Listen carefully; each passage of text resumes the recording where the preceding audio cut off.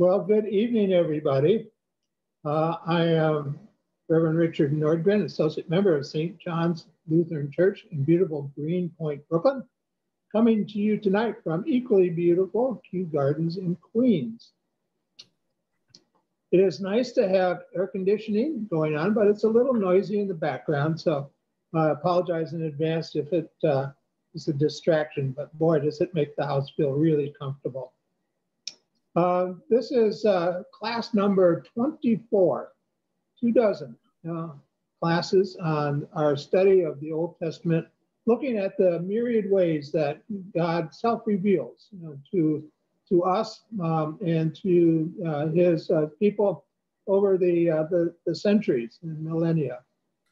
Tonight we are coming to a conclusion of the Bible study as such. There will be one more class next Sunday, but we're right at the tail end of all the books of the Old Testament that we are going to cover, and they are 1st and 2nd Chronicles. Now, if you've been with us for a while, you will remember that we had 1st and 2nd Kings, and you might understand that 1st and 2nd Chronicles covers a lot of the same turf that Kings did. And you may wonder, why Chronicles is not put in the same position in this study as the Kings material was. Well, that's because we're following the order of books in the Old Testament that was set up actually before the church came into being. And this is the Jewish sequence of books. And it was the order that Jesus was familiar with. And it was the order that the early church knew best of all. And it wasn't until later that they decided to rearrange the order of the books in the Old Testament to suit particular theological needs. Well, we won't disturb and distract ourselves from those ancient discussions, I would say. They got pretty nasty, so they're probably more than just a discussion. Yeah. But Chronicles is the last in our series. And next Sunday, just to give you a little heads up of what we will be looking at is, I've entitled the class for next Sunday, toward an understanding of God. And I will attempt to synthesize the material that we've covered for the last 24 Sundays and see what options still are viable for the Jewish Christian community at the time of Jesus, and also what are viable for us today. Chronicles is one of the last written books of the Old Testament. Scholars have pegged its date of composition to around 350 BCE. It was about the same time as Ezra and Nehemiah were written, and they are regarded as a continuation, actually, of 1st and 2nd Chronicles. But that complex of Chronicles, Ezra, and Nehemiah is one of the last composed of the books that made it into the Old Testament. Only Daniel probably can claim that it's newer than that Chronicles complex. It used to be thought that Chronicles was the interpretation of the history that was laid out in the Book of Kings. I remember hearing something like that when I was in seminary and taking introductory Old Testament classes. Scholarship since then has come around to the opinion that the Chronicles complex and the Kings complex are both interpretations of history, neither of which can claim to be more historical or less historical than the other. Mm-hmm. But they do approach their material, the historical material, from distinctly different points of view and come up with different conclusions as a result of that. So the perspective of the authors and compilers of Chronicles, Ezra and Nehemiah, usually associated with the priestly class, the folks who, the Levites, and whose job it was to maintain the sacrificial rituals in Jerusalem. And the author of Kings and the Samuel Kings complex generally is thought to represent the outlook of the royalists and the people who were the staunch advocates of the Deuteronomic theology. So while the two complexes purportedly cover the same time period and examine the rule of the same line of kings of Judah and Israel, they look at the decisions and actions that these rulers took from their own particular perspective. When we look at them in ways that look for congruence and agreement, we do find that, that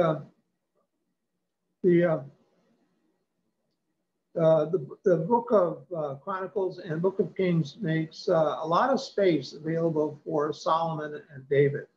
Now, in Kings, David gets pride of place, and his son second probably comes in second place.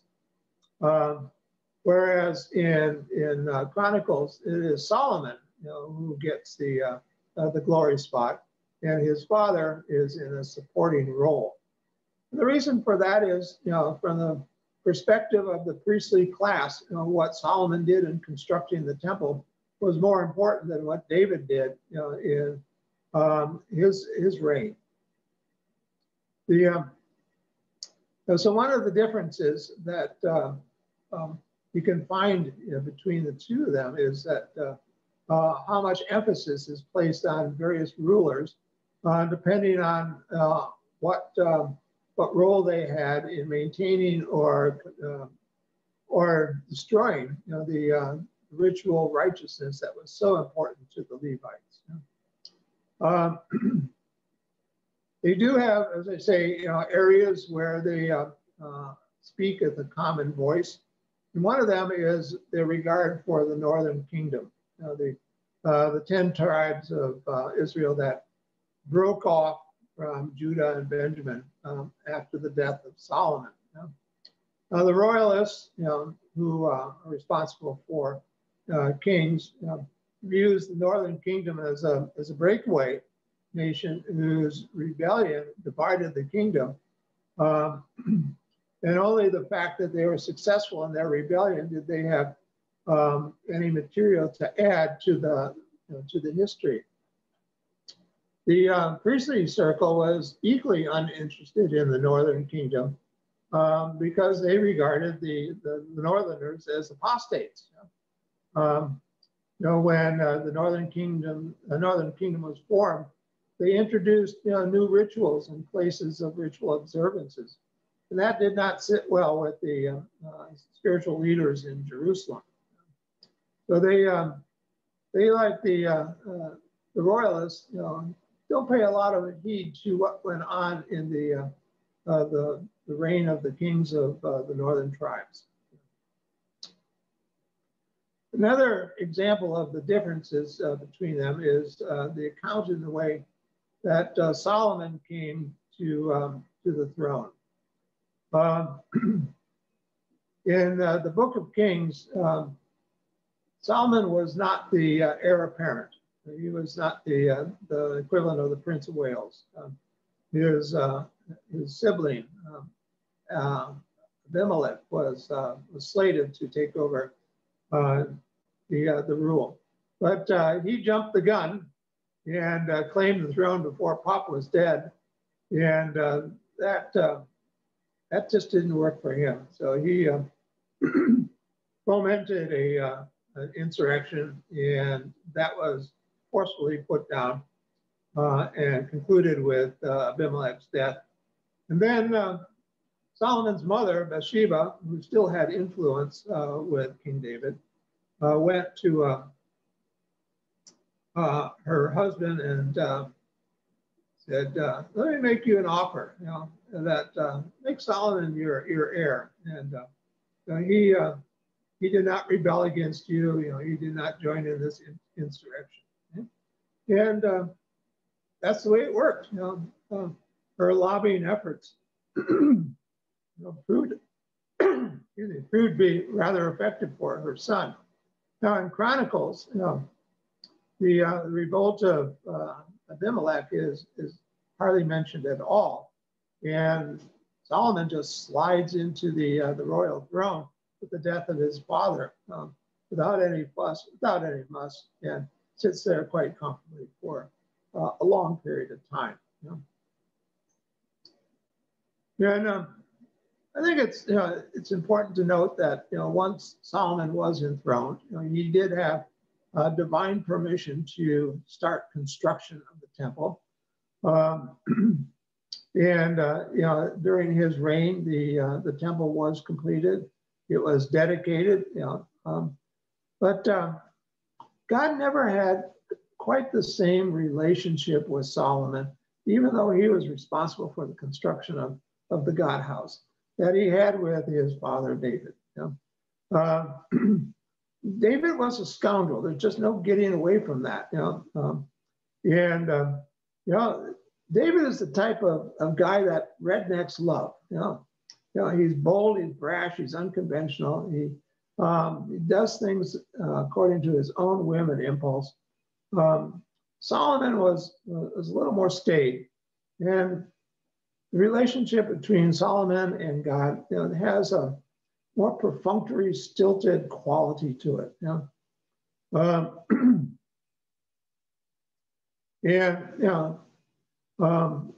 was not particularly warm with the priests and Levites, but he had a working relationship with them. So it did come together, and it did function, but it was a relationship that was quite different from the one God had with David. One of the other differences between the two sets, is the role that Elijah and Elisha, the two great prophets, of ancient Israel, in the book of Kings, there's this huge bridging section between First and Second Kings that covers in great detail the ministries of Elijah and Elisha. In Chronicles, they are hardly mentioned at all. Elijah and Elisha, were important in the northern kingdom and to the Deuteronomists because they were, preaching a message of social justice, social righteousness, social fairness, and it was the responsibility of the royalty to make that promise of equality of all God's people. And they really didn't have anything to say or anything to do or have much comment about what was going on in the temple.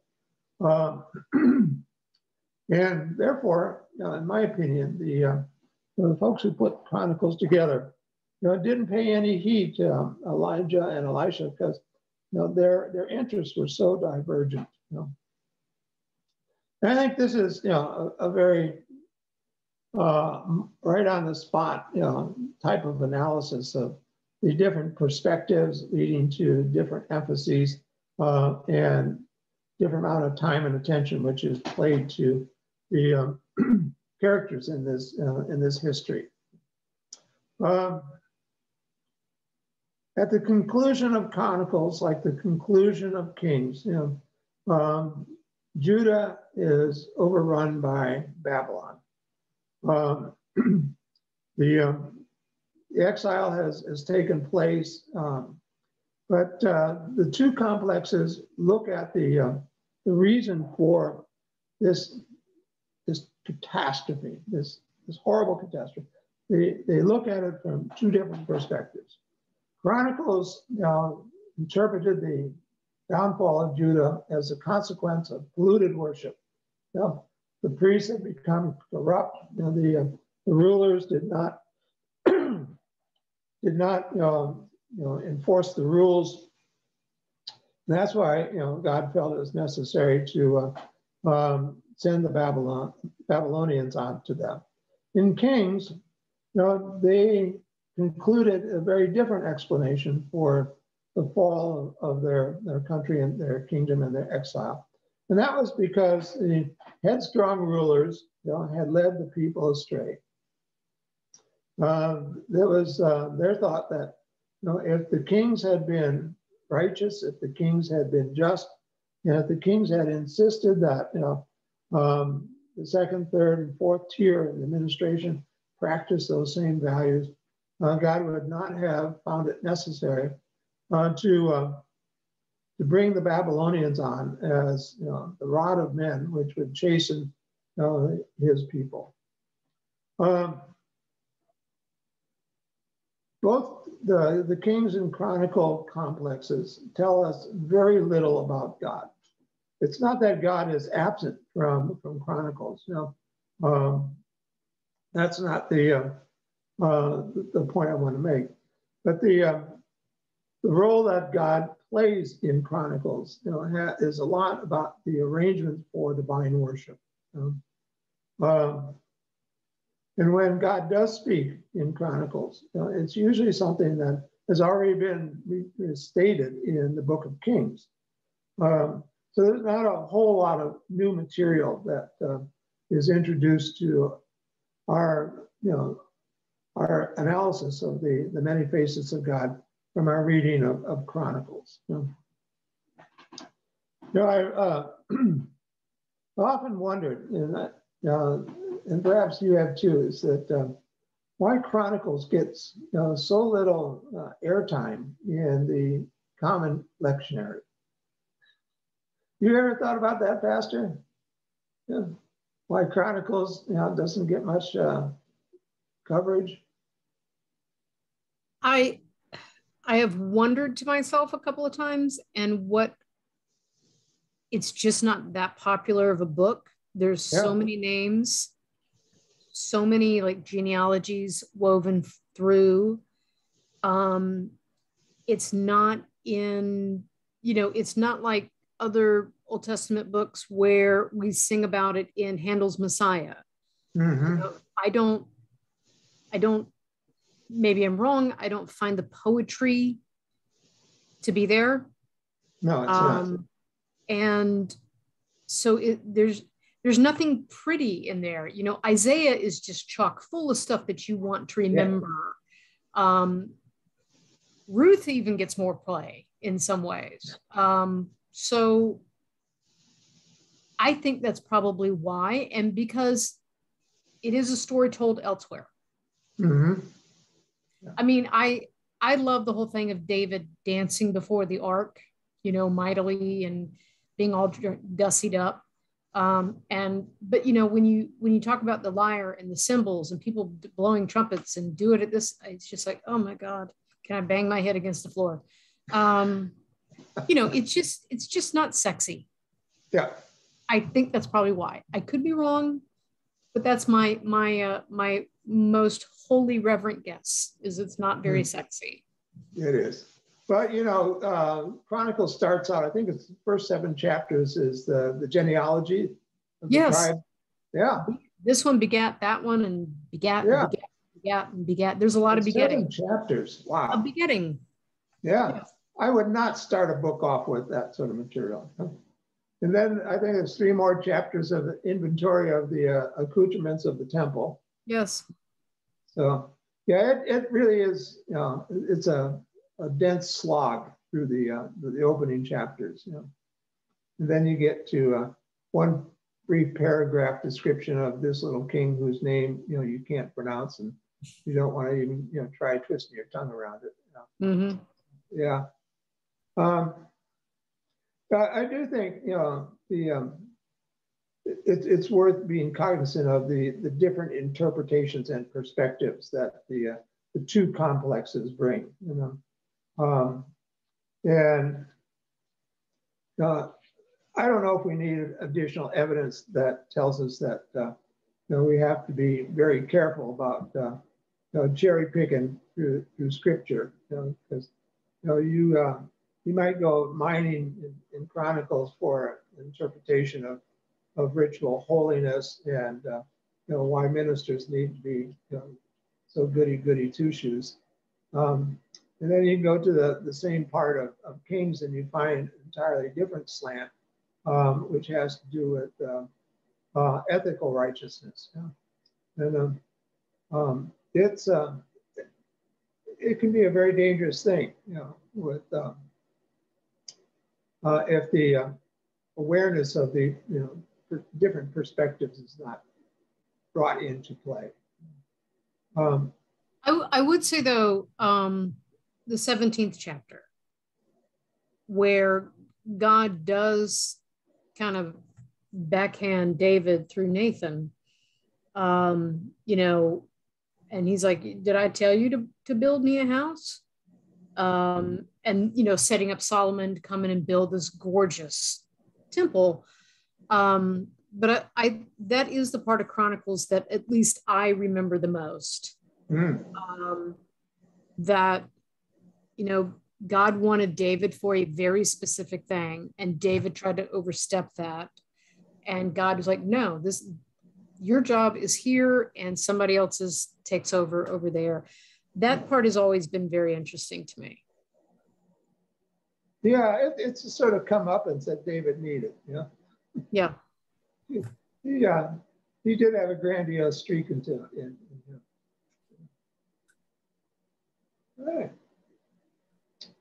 All right. Tess, have you got any thoughts about Chronicles and its mate in Kings? I do agree with Pastor in that I found it a hard read, honestly. Like you said, like the first few chapters, it felt like what book was that? Was it Leviticus? It's like earlier in the Old Testament, where it's just like, the Levites shall be wearing this, and sometimes to me it's like, do I need to know all these details? Like, I'm trying to read this book to learn about decency. I don't care what they wear. Yeah. I like that. But there is also for me this sort of comparison about like I said, like this human decency coming from like two different angles, right? Like from the priestly angle, and like what many people today are just like, well, we need to follow the Bible, like literally, and this is what it means to be good, right? But then there's also like outside of that, just like in a more secular world where it's like, well, what does it really mean to be just good, just like plain good? I kind of saw that. I kind of think of that comparison when I'm thinking about like Kings versus Chronicles, I guess. We're trying to get to the same thing, I think. Sometimes people can look to the Bible and take that to a crazy extreme, where it's like, especially in today's world where it's just like, there are people who look toward the Bible, and for me, it's like, it's so far, like, I can't go that far. Like, I'm just looking for like basic, simple human decency. I don't know if that made any sense. I hope that's helpful. It did. Yeah. Megan, your thoughts? I mean, there were 14 pages of begat. This one had this child. This one had that child. And in the beginning of Genesis, because like I tried starting to read the Bible from like start to finish. And like there's that many pages of this one begat that one. This one had this many children. This one lived to like 1,000 years old. And I'm just like, obviously in this book it's not really like that, obviously, but it's just, it kind of makes me want to fall asleep, because I'm just like, I don't really like get to the good stuff, like the story, right? Like I like the reason that I like the Bible is for the stories and how they relate to today's world, more or less. So when Pastor was just talking about the The one where, you know, Nathan's like backhanding, you know, David, which like I would love to have seen God backhand David like a lot of times, it seems like, because he seems like a real douchebag. I like that, you know, like God basically putting David in his place where, you know, like where he belongs. So I don't know. I mean, yeah, like, I mean, I kind of like the Bible for the stories. So when there's 14 pages of this one begat that one, I don't really, like Tess said, like, I don't know how much I really need to know all of that in terms of whatever. But when they wrote this book, I imagine there wasn't so much formal record keeping. So everybody was like, we need to write everything down, because then otherwise we're not going to have that to look back on, because people weren't just like writing a lot back then. And I imagine religious scholars at the time were probably one of the only people that were able to write. So they were just like trying to write everything down so nothing got misinterpreted. So the Bible, I guess, isn't always meant to be read as a story, but as a record and account of what religious scholars and priests of the time thought was important to keep track of, without thinking that people would be reading it thousands of years later, I guess. Yeah. I do have to say a word in favor of genealogies. One of the things that happened in 1611, when King James had the Bible translated into English, whoever's in charge gets to decide what God looks like and how God sounds. So going from the Septuagint, from the Latin and from the Greek and the Hebrew into English, King James did a couple of things. He removed all the ethnic clues in the genealogy of Jesus, right? He whitened God, right? So that's very important. But some of the things that we don't know, and I know this more about the genealogies of Jesus than any others, because that, you know, I know more about New Testament than Old. I failed Greek, but I got a D- in Hebrew, so not a real language person. But in the genealogies of Jesus, there are women who are mentioned, and you probably won't know that because the names are so foreign to our tongues, right?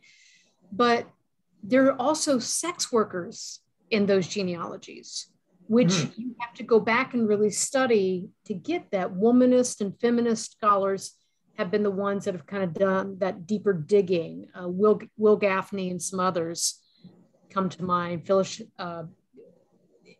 Tickle and some others. But so the genealogies are not always historical scientifically, right?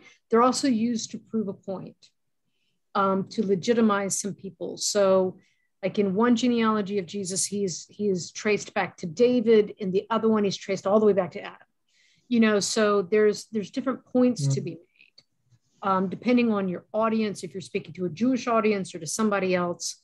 But there's stuff there that we can't hear or see or imagine because the culture and the language is so far removed from us, that you really have to deep dive to kind of get it. Otherwise, it's just a bunch of begatting, right? And you find it annoying. I find it annoying.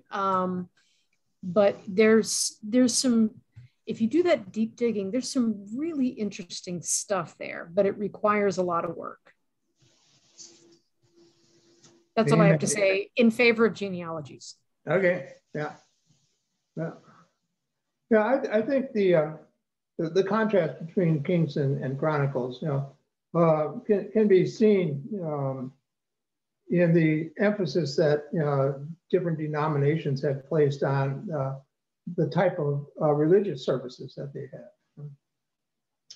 You know, the highly liturgical, you know, churches like, you know, Roman Catholic, Orthodox, Episcopalian, Lutheran, have a very different format for their services than if you go to a Southern Baptist or Presbyterian or some of the other more informal denominations. They're probably more likely to look to the different perspectives as a reinforcement for the reason why they worship the way they do. But it continues to play out today that the partisanship was that we experience today is not a new thing in human history, not by any means. So, well, I didn't have a whole lot to say about Chronicles because Chronicles did not have a whole lot of new stuff to say about God. So at this point, if someone wants to have the last word or last question, we'll begin wrapping it up. Hearing none, let's pray and conclude our study. Gracious and holy God, you present yourselves to us in wonderful and magnificent and novel ways.